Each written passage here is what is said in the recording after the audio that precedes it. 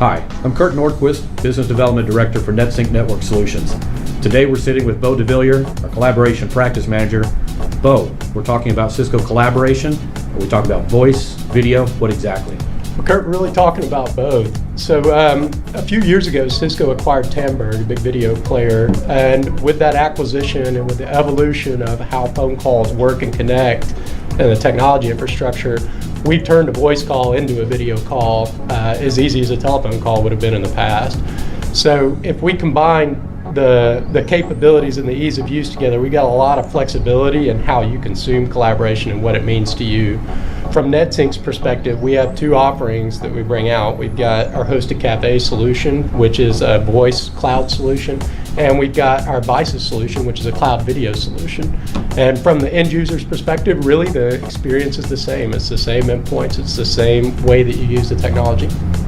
So this sounds really exciting, but Bo, really, what's the advantage to the customer? You know, that's a good question. I look at that again, multiple steps, right? So the first one I would say is your consumption choice with the technology. When you talk to NetSync, we're not going to come in and say, hey, here's our cloud, and we think it's everything for you. We're going to look at your situation, and we're going to decide if cloud is the way to go, if a premise solution is the way to go, or if a hybrid solution is the way to go. And what that boils down to is you have consumption model choices now as a consumer. So if we're making a purchase of this technology now, in the past, if I'm going to buy a technology like video and I want to solve a specific problem with it, I have a large infrastructure and support investment that I need to make up front. And a lot of times it's a barrier to entry, and in my opinion, it's why video is still viewed as a luxury in the market in a lot of scenarios. With cloud, now I have the ability to consume the services and operating costs versus a capital cost and offload the support of that to NetSync as a managed offering. So if I have something like telemedicine, I'll go back to that as an example. If I have something like telemedicine that I'm adopting and I'm not sure it's going to take off, it's very simple for me to go consume this as a cloud service and an operating cost, to turn it up for a few locations to see if it works.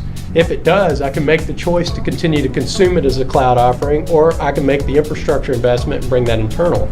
If it doesn't work, that's where the value really comes in.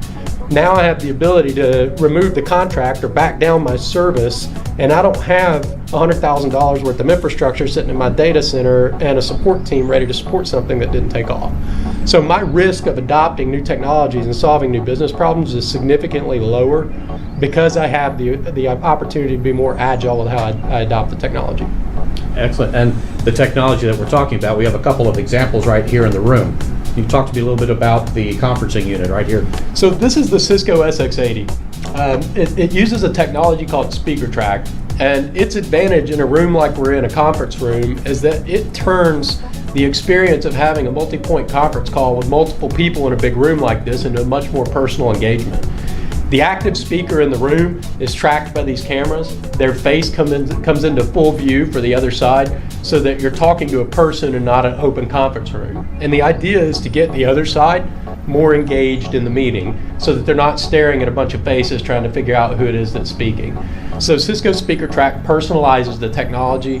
It's about mid-level in Cisco's room systems. This is definitely a room system, but it's not an immersive room system or a purpose-built solution. This can go in any conference room, and we've seen it installed anywhere from classrooms with students down to smaller conference rooms like this where they just want a more personal feel for it.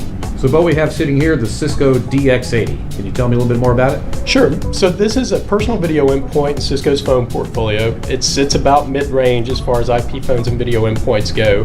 And its unique capability is that, well, actually there's a couple of things. First, it's an Android operating system. So if it's sitting on your desk and it is your desk phone, it can also be a VDI instrument. It can also be the tool that you run your WebEx on. It can be your desk monitor to kick your display out to. It's got a lot of capabilities outside of just being a telephone. But in its heart and its purpose is that it's your IP phone. So rather than have a desktop phone sitting on your desk, this becomes your telephone. And if I dial a phone extension in there and the other side is video capable, the technology figures that out for you and you have a video call. So video ease of use, one of the transformative things that I talked about earlier, is built into this. It's just a telephone call, but you get that immersive video conference and that rich communication out of the tool. Excellent, excellent. Well, thank you very much, Bo. So Cisco's newest technologies, to recap, they're very flexible, very scalable, There's a low capital investment and reduced support costs for the customer. Yep, that sounds great. All right, thank you very much, Bo.